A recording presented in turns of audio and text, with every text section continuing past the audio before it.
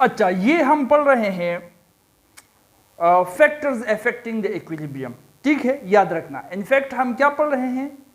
Factors affecting the equilibrium. वो factors हम पढ़ेंगे जो इक्विलिब्रियम के ऊपर अपना असर छोड़ते हैं। फॉर एग्जाम्पल, अगर हम कंसंट्रेशन को चेंज करें तो इक्विलिब्रियम पोजीशन चेंज होगा। अगर हम प्रेशर को चेंज करें तो इक्विलिब्रियम पोजीशन चेंज होगा। अगर हम टेम्परेचर को चेंज करें तब भी इक्विलिब्रियम पोजीशन चेंज होगा। और अगर कैटलिस्ट डाले तो इक्विलिब्रियम पोजीशन जल्दी आ जाएगा, चेंज नहीं होगा।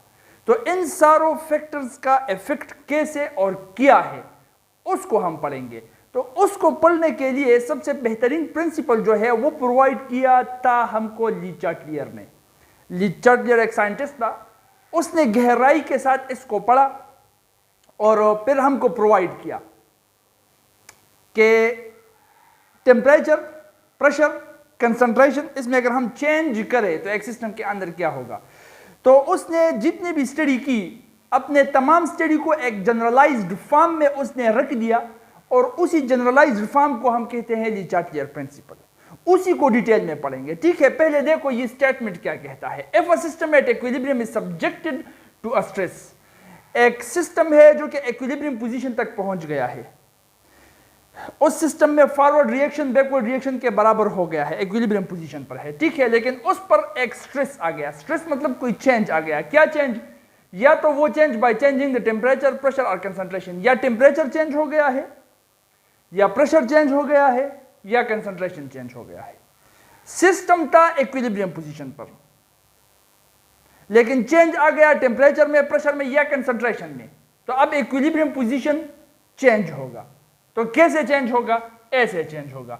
The system will adjust itself as to minimize the change. System खुद को एडजस्ट ऐसे करेगा कि जो चेंज आ चुका है उस चेंज को मिनिमाइज करे। और ये एक सिंपल सा रूल है इस दुनिया में, इस कायनात का एक सिंपल कानून है ये, कि ये चेंजेस को मिनिमाइज करता है, ठीक है। फॉर एग्जांपल, ये मार्कर है, इसको मैं यहां से यहां तक ले आता हूं, इसकी पोटेंशियल एनर्जी बढ़ गई, चेंज आ गया। इस चेंज को मिनिमाइज करने के लिए वापस से नीचे चला जाएगा। या किसी चीज को मैंने धक्का दे दिया, उसको मिनिमाइज करने के लिए वो उस तरफ गिर जाएगा। अगर आम मुशाहिदे की मैं बात करूं, कुछ एनालॉजीज दे रहा हूं ताकि समझ में आ जाए, ठीक है। तो ये एक सिंपल सा कानून है कि चेंज को मिनिमाइज किया जाता है, कोशिश करता है ये कायनात। जैसे कि आप यहां पर स्पेस क्रिएट करने की कोशिश करो तो स्पेस कभी क्रिएट नहीं होगा।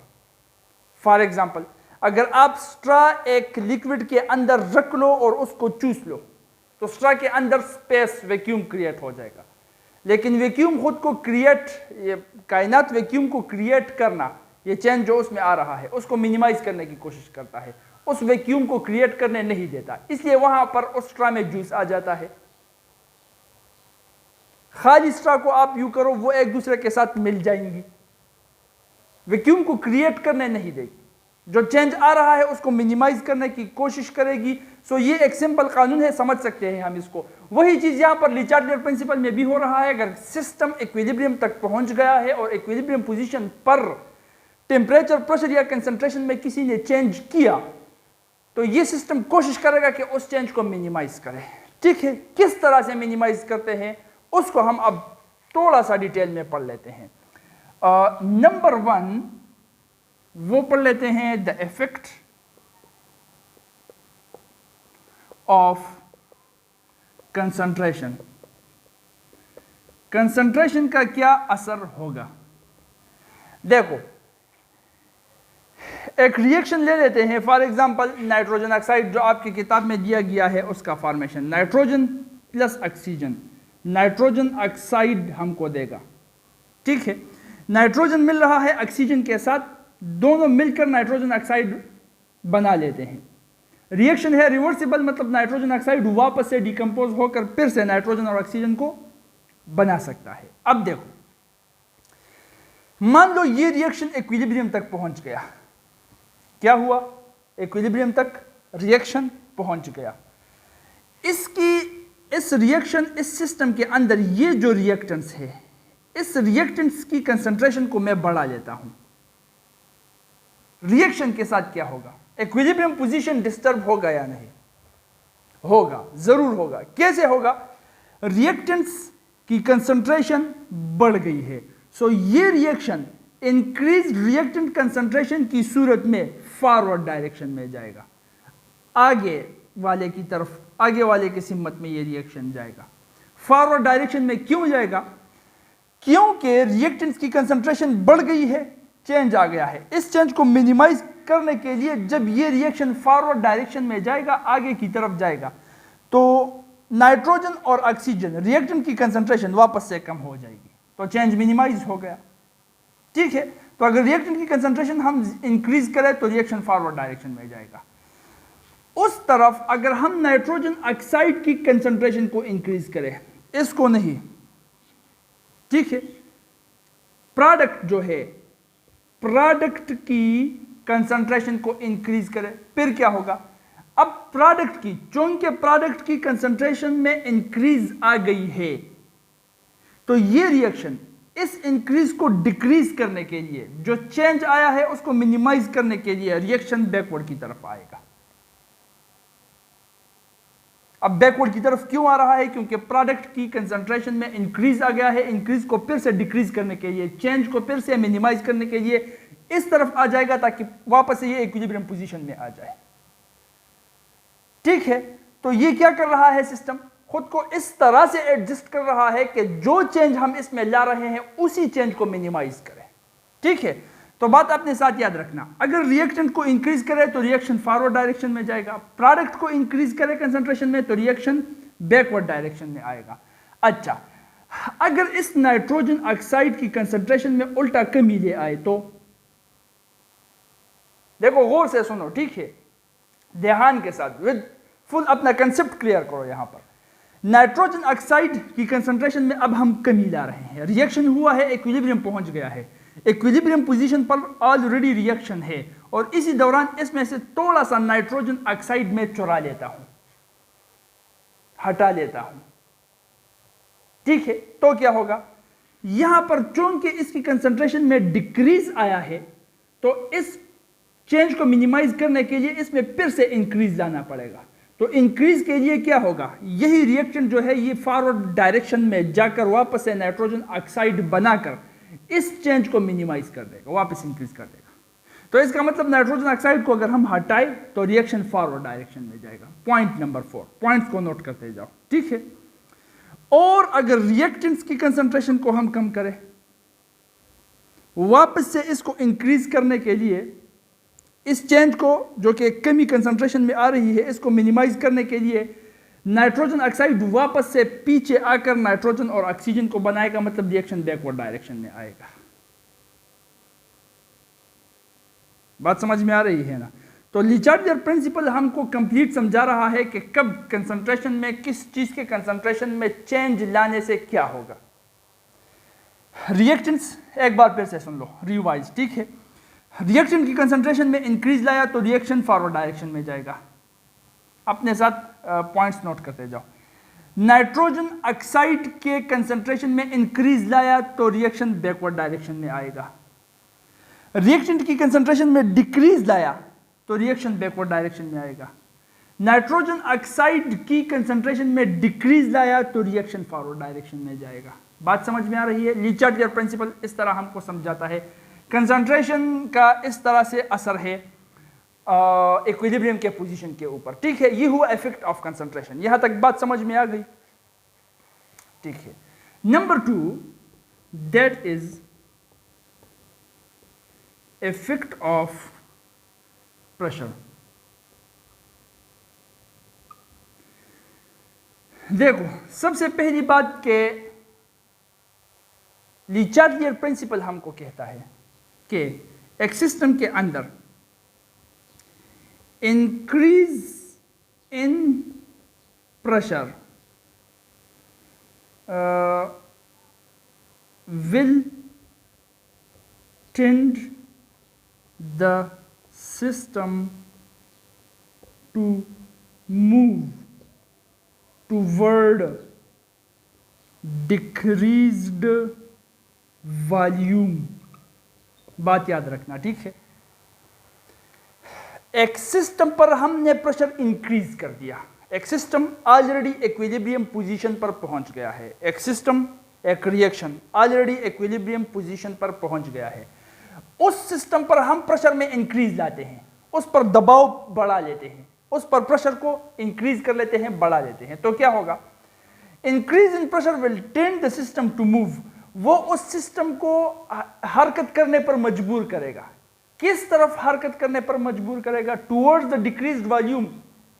उस सिस्टम में जिस तरफ वॉल्यूम में डिक्रीज आ रहा है उस तरफ वो सिस्टम मूव करेगा। अगर प्रोडक्ट की साइड पर वॉल्यूम डिक्रीज हो रहा है तो रिएक्शन प्रोडक्ट की साइड पर बढ़ेगा।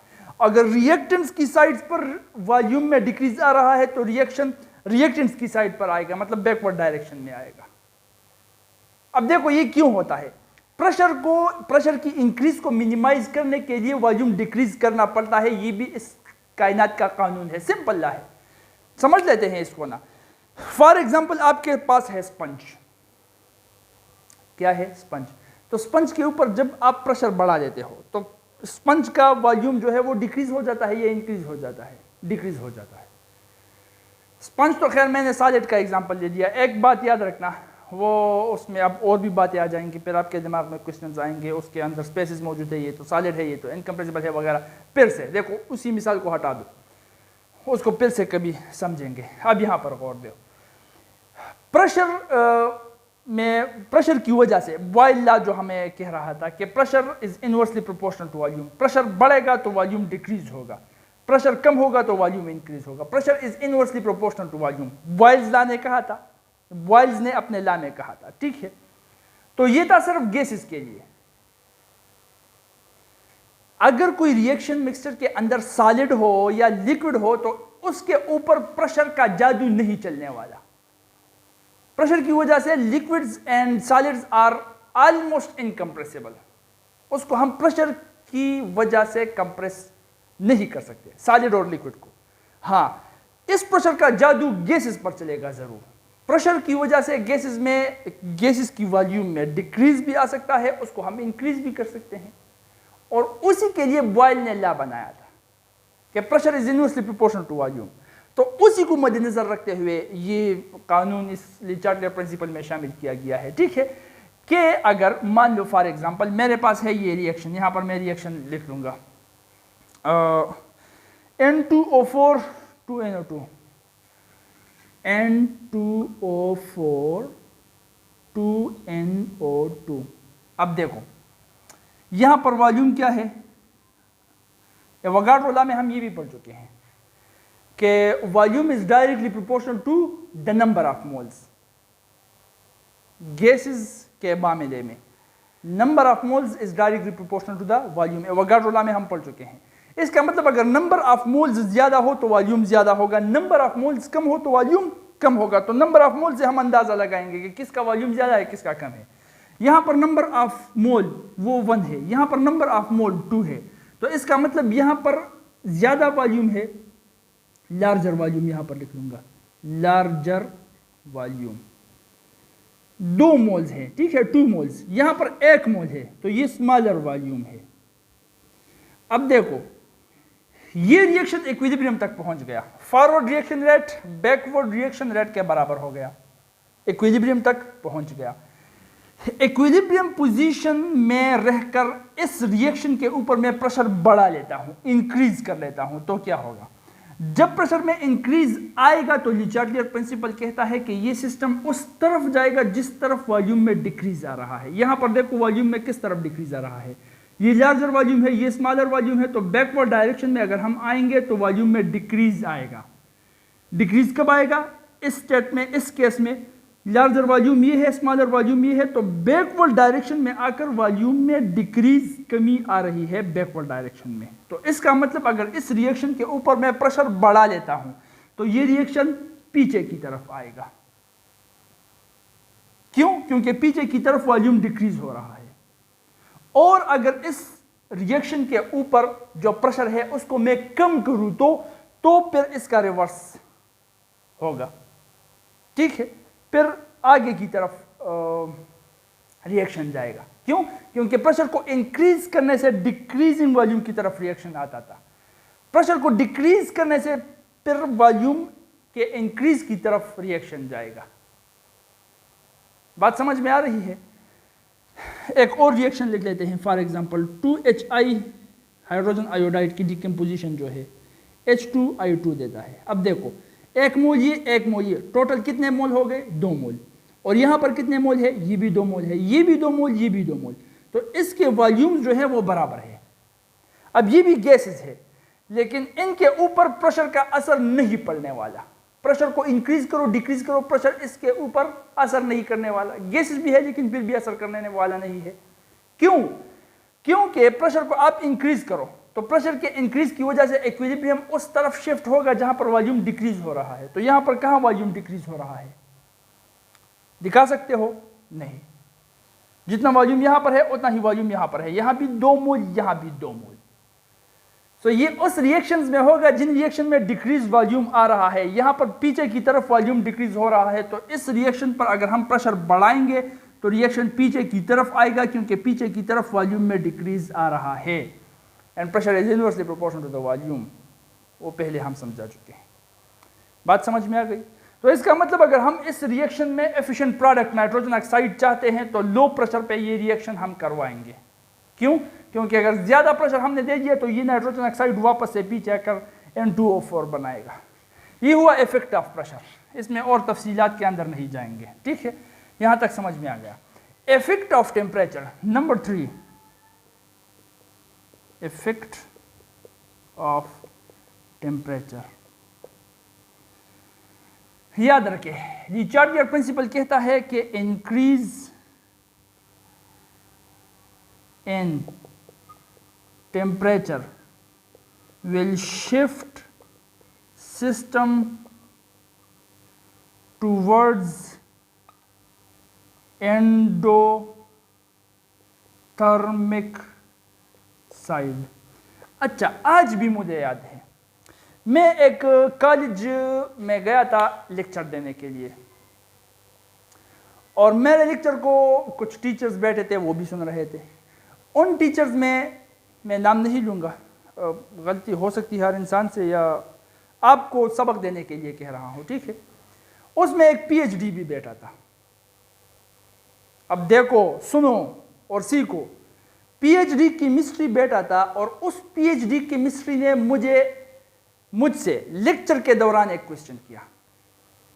क्वेश्चन क्या था? क्वेश्चन ये था कि अगर हम टेम्परेचर को इंक्रीज करें तो ये रिएक्शन का रेट इंक्रीज क्यों होता है? प्रोडक्ट की फॉर्मेशन इंक्रीज क्यों होती है अगर हम टेम्परेचर को इंक्रीज करें? अब उस टीचर, वो PhD था केमिस्ट्री का हालांकि, लेकिन फिर भी उसका क्वेश्चन गलत था। उसको ये बेसिक पता नहीं था, रिचार्डियर प्रिंसिपल का शायद पता नहीं था कि अगर हम टेम्परेचर में इंक्रीज लाए तो प्रोडक्ट की फॉर्मेशन में इंक्रीज आएगा। ये डिपेंड करता है इस पर कि रिएक्शन एंडोथर्मिक है या एक्सोथर्मिक है, इसको देखना पड़ता है। उसने सिर्फ kinetic molecular theory of gases से एक पॉइंट उठा करके टेम्परेचर को इंक्रीज करने से, क्योंकि हीट इंक्रीज हो रहा है तो काइनेटिक एनर्जी इंक्रीज होगी, काइनेटिक एनर्जी इंक्रीज होगी तो मॉलिक्यूल्स एक दूसरे के साथ तेजी से रिएक्शन करेंगे, तेजी से रिएक्शन करेंगे तो प्रोडक्ट आसानी से बनेगा। सिर्फ इस पॉइंट के बेस पर, जो कि एक सिंपल पॉइंट है, 9-10 में पढ़ाया जाता है, उसने अपने दिमाग में ये बैठा लिया था कि टेम्परेचर को इंक्रीज करने से प्रोडक्ट का फॉर्मेशन तो इंक्रीज होगा ही होगा। तो इंडस्ट्री के अंदर रहकर अगर कोई भी रिएक्शन हो उसको हाई टेम्परेचर पर हम करें तो प्रोडक्ट ज्यादा बनेगा, हमारे साथ एफिशिएंट बनेगा। था वो PhD। तो आप लोगों को कह रहा हूं कि आप भी केमिस्ट्री को इस तरह से रट मत लेना, रट्टा मत लगाओ, रट्टे के तोते मत बनो। कंसेप्ट अपना क्लियर करो, ठीक है? ऐसा फिर ना हो कल के आप भी डॉक्टर बन जाओ, PhD बन जाओ, फिर भी आपको पता ही ये नहीं हो कि हम जो पढ़ा रहे हैं वो खुद हमें समझ में आ गया है या नहीं, या खुद रट लिया है और औरों को पढ़ा रहे हैं, या 1-2 रिएक्शन सीख लिए और उसी 2 रिएक्शंस के जरिए अपनी पूरी जिंदगी इंडस्ट्री के अंदर गुजारी, उसका भी कंसेप्ट क्लियर नहीं है। तो ऐसे मत सीखो, ठीक है? तो मसला ये है कि आप भी अब खुद समझो कि टेम्परेचर को इंक्रीज करने से एक रिएक्शन का रेट फॉरवर्ड में इंक्रीज होगा या बैकवर्ड में इंक्रीज होगा, प्रोडक्ट ज्यादा बनेगा या प्रोडक्ट कम होगा, यह डिपेंड करता है इस पर कि रिएक्शन एंडोथर्मिक है या एक्सोथर्मिक है। रिएक्शन को देखना पड़ेगा, तब हम जाके फैसला कर सकते हैं कि टेम्परेचर के इंक्रीज के साथ क्या हो सकता है। और वही हमको लीचार्टियर प्रिंसिपल समझाता है कि इफेक्ट ऑफ टेम्परेचर क्या कह रहा है। देखो शाबाश, effect of temperature increase in temperature will shift the system towards the endothermic side, ठीक है ना। increase in temperature will shift the system towards the endothermic side। अगर टेम्परेचर में हम इंक्रीज लाए तो रिवर्सिबल रिएक्शन है, जिस डायरेक्शन में रिएक्शन एंडोथर्मिक है उस डायरेक्शन में रिएक्शन में तेजी आएगी, इक्विलिब्रियम उस डायरेक्शन में शिफ्ट होगा। अब क्यों हो रहा है, ये भी चेंज को मिनिमाइज करने के लिए ही हो रहा है। टेम्परेचर आप इंक्रीज कर रहे हो, एंडोथर्मिक रिएक्शन उसको कहते हैं जो हीट को एब्जॉर्ब कर रहा है। टेम्परेचर आप इंक्रीज कर रहे हो मतलब हीट को प्रोवाइड कर रहे हो, तो जो रिएक्शन एंडोथर्मिक है उसी को हीट चाहिए, तो वही रिएक्शन आगे बढ़ेगा। वो उसी हीट को जो आप प्रोवाइड कर रहे हो उसको एब्जॉर्ब करके अपने मंजिल की तरफ बढ़ेगा। एक्सोथर्मिक हो तो एक्सोथर्मिक तो उल्टा हमको हीट दे रहा है और हम भी उल्टा उसको हीट दे, तो बात यहां पर नहीं चलने वाली। बात समझ में आ रही है ना। तो याद रखना, टेम्परेचर में इंक्रीज आए तो जिस तरफ रिएक्शन एंडोथर्मिक है, हीट को एब्जॉर्ब कर रहा है, उस हीट को एब्जॉर्ब करके ये एंडोथर्मिक साइड पर शिफ्ट हो जाएगा। फॉर एग्जांपल देखो, एग्जांपल के साथ समझते हैं।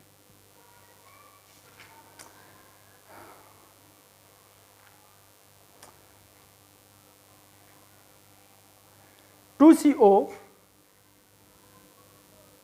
प्लस O2 देगा हमको 2CO2। डेल्टा हीट चेंज जो आ रहा है वो है -41.8 किलो जूल पर मोल। -41.8 का क्या मतलब हुआ, इसका मतलब ये हुआ कि फॉरवर्ड डायरेक्शन में ये रिएक्शन एक्सोथर्मिक है। -41.8 का मतलब ये है कि फॉरवर्ड डायरेक्शन में ये रिएक्शन एक्सोथर्मिक है। माइनस का मतलब निकाल रहा है, हीट को हटा रहा है, ठीक है, एक्सोथर्मिक है। अच्छा, एक्सोथर्मिक है फॉरवर्ड डायरेक्शन में, इसका मतलब बैकवर्ड डायरेक्शन में ये एंडोथर्मिक है। अब फॉरवर्ड डायरेक्शन में एक्सोथर्मिक तो बैकवर्ड डायरेक्शन में एंडोथर्मिक हो गया। इस रिएक्शन के ऊपर अगर हम टेम्परेचर को बढ़ा ले तो ये रिएक्शन किस तरफ जाएगा, जाहिरी बात है बैकवर्ड डायरेक्शन में ये एंडोथर्मिक है तो ये रिएक्शन वापस से बैकवर्ड डायरेक्शन में आएगा। फॉरवर्ड डायरेक्शन में एक्सोथर्मिक है, बैकवर्ड डायरेक्शन में एंडोथर्मिक है। टेम्परेचर को अगर हम इंक्रीज करें तो ये बैकवर्ड डायरेक्शन में आएगा, क्योंकि बैकवर्ड डायरेक्शन में ये एंडोथर्मिक है। टेम्परेचर आप इंक्रीज कर रहे हो, हीट प्रोवाइड कर रहे हो, हीट को एब्जॉर्ब कर करके एंडोथर्मिक रिएक्शन टेक प्लेस करेगा, ना कि एक्सोथर्मिक। टेम्परेचर को कम कर रहे हो, टेम्परेचर को निकाल रहे हो, तब जाके ये रिएक्शन आगे की तरफ जाएगा, एक्सोथर्मिक रिएक्शन पर होगा फॉरवर्ड डायरेक्शन में। क्यों? क्योंकि एक्सोथर्मिक हीट दे रहा है और आप ले रहे हो। तो टेम्परेचर को अगर डिक्रीज करो, इंक्रीज नहीं डिक्रीज करो, तब एक्सोथर्मिक रिएक्शन फेवर करेगा। मतलब यहां पर इस केस में फॉरवर्ड डायरेक्शन फेवर करेगा। बात समझ में आ रही है? एक और एग्जांपल लिख लेते हैं।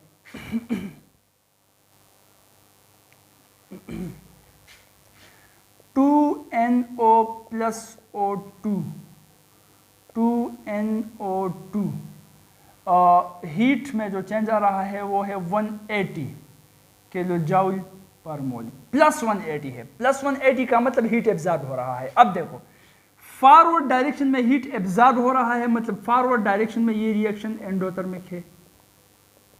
तो फॉरवर्ड डायरेक्शन में जब एंडोथर्मिक हो गया तो इसका मतलब बैकवर्ड डायरेक्शन में ये एक्सोथर्मिक हो गया।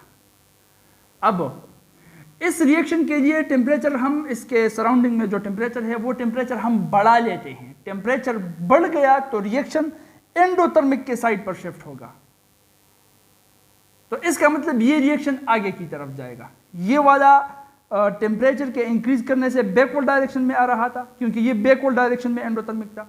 ये रिएक्शन टेम्परेचर के इंक्रीज करने से फॉरवर्ड डायरेक्शन में जाएगा, क्योंकि इसका फॉरवर्ड डायरेक्शन एंडोथर्मिक साइड है।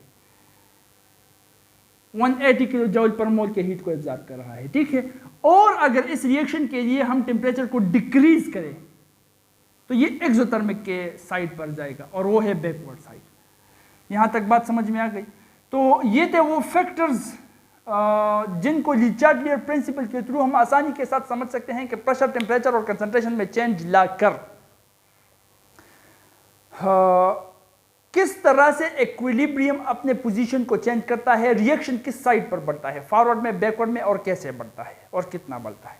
ठीक है, एक एग्जांपल के थ्रू और भी समझ लेते हैं, जो कि हम इंडस्ट्री में ली चार्टियर प्रिंसिपल का इस्तेमाल,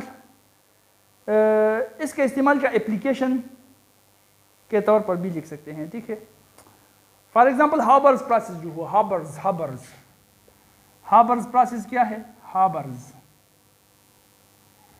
हाबर्स कहता है कि नाइट्रोजन और हाइड्रोजन अगर मिल जाए तो ये बनाएगा अमोनिया।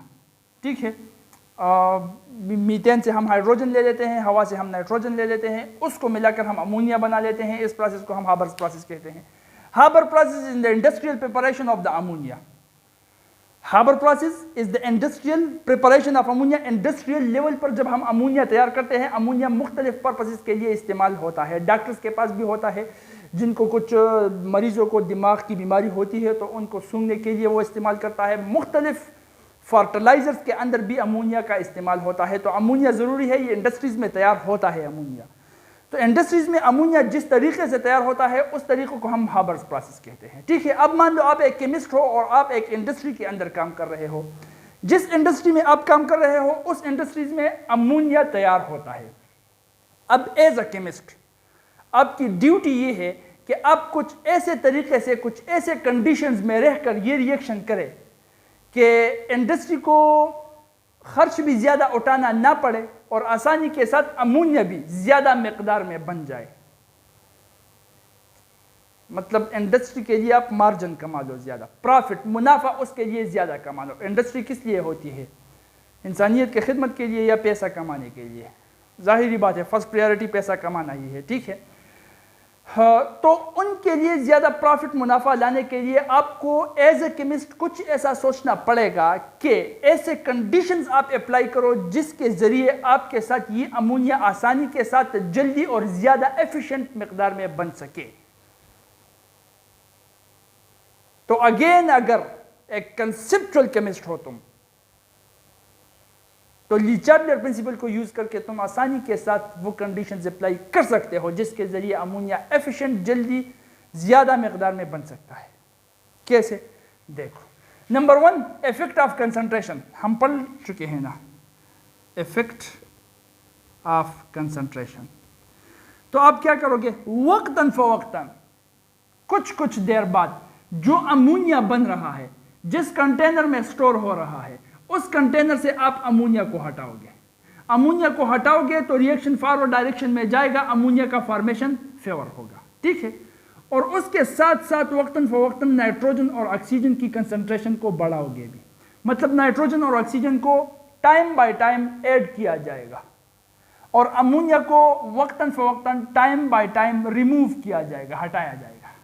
तो दोनों केसेस में ये दोनों केसेस फेवर करते हैं फॉरवर्ड डायरेक्शन को। इससे पहले हम पढ़ चुके हैं। तो फॉरवर्ड डायरेक्शन में क्या हो रहा है? अमोनिया बन रहा है ना, तो अमोनिया बन जाएगा ज्यादा मकदार में, आसानी के साथ, जल्दी। ठीक है, point number 1। Point number 2 effect of pressure हम पढ़ चुके हैं। प्रेशर का क्या असर है? तो प्रेशर आप किस मकदार में रखोगे ताकि अमोनिया ज़्यादा मकदार में, एफिशिएंट मकदार में, जल्दी और आसानी के साथ बन जाए। देखो, प्रेशर का जो असर है एक इक्विलिब्रियम मिक्सचर के ऊपर, वो हम पढ़ चुके हैं कि वो इक्विलिब्रियम मिक्सचर को जिस तरफ इसके वॉल्यूम में डिक्रीज आ रहा है उस तरफ शिफ्ट कर रहा है। तो ये हुआ 1 मोल नाइट्रोजन, 3 मोल हाइड्रोजन, तो कुल मोल इसके हो गए 4 मोल।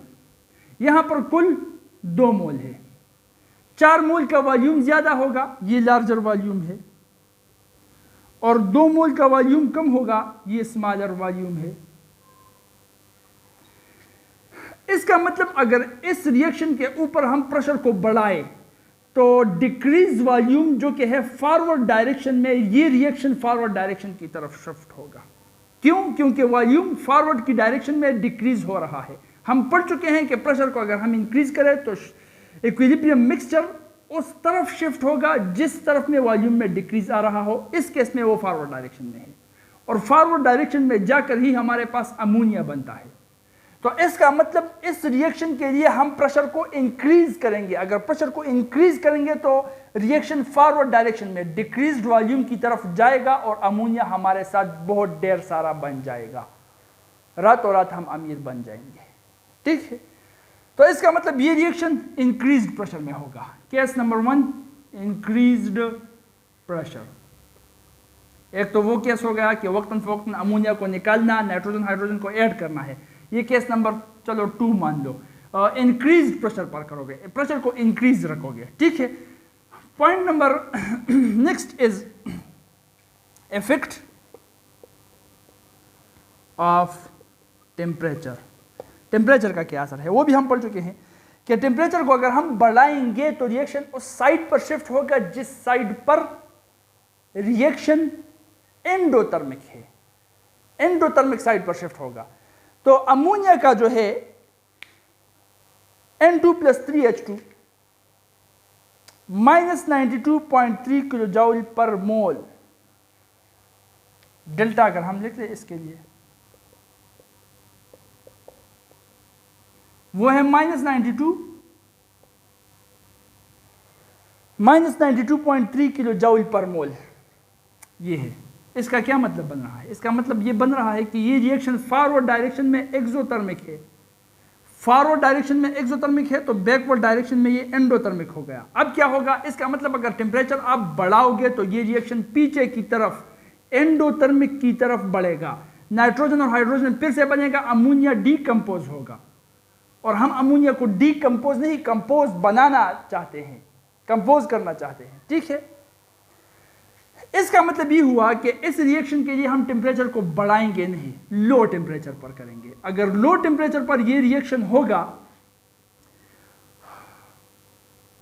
तो रिएक्शन पीछे की डायरेक्शन में नहीं, आगे की डायरेक्शन में जाएगा, एक्सोथर्मिक के साइड पर। तो अमोनिया हमारे साथ बनेगा। तो कंडीशंस कौन से होंगे?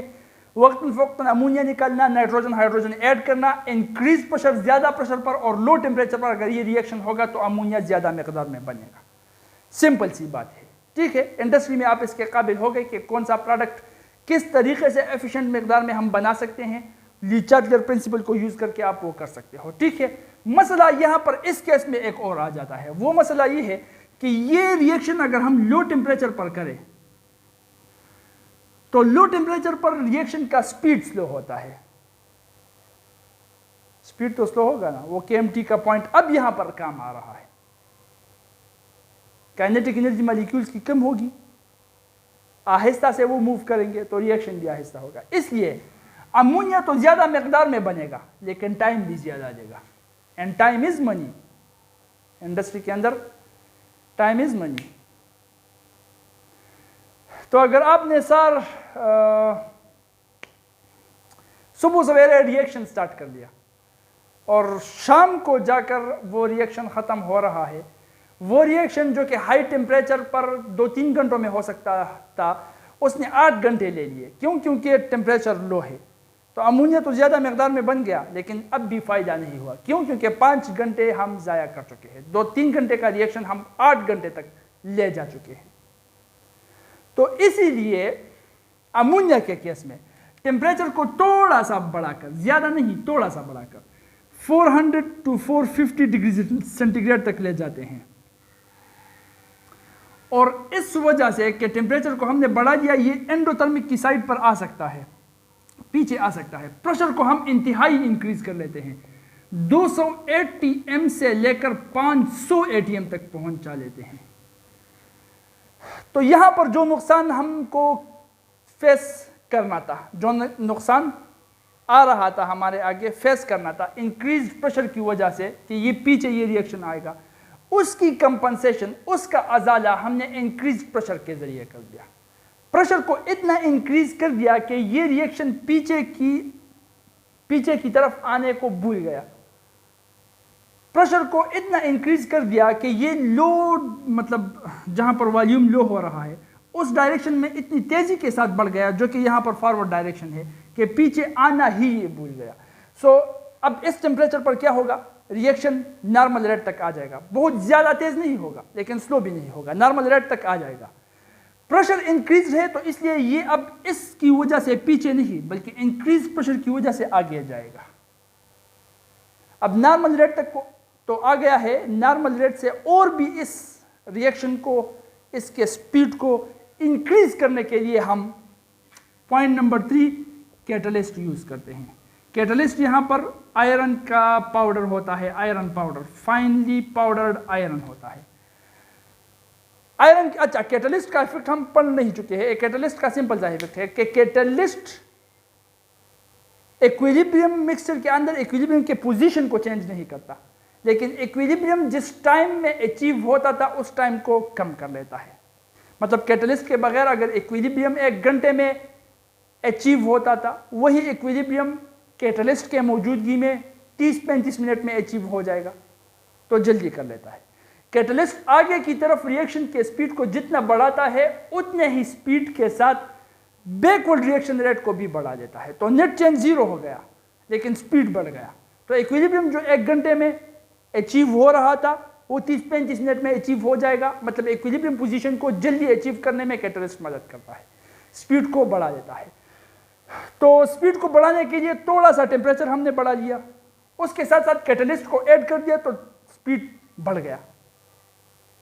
ठीक है, स्पीड बढ़ गया। अब इस टेम्परेचर की वजह से रिएक्शन मिक्सचर पीछे ना चले जाए, एंडोथर्मिक साइड पर ना चला जाए, क्योंकि टेम्परेचर इंक्रीज हो गया है।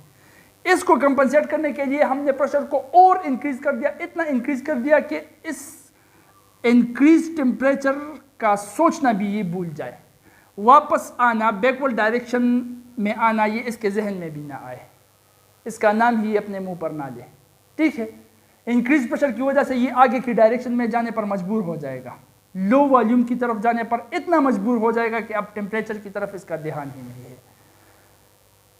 तो ये टेक्निक्स करके हम अमोनिया की प्रोडक्शन, उसकी एफिशिएंसी को कम वक्त में ज़्यादा मकदार में, क्वांटिटी में अमोनिया को हम हासिल कर सकते हैं। तो ये चार्ट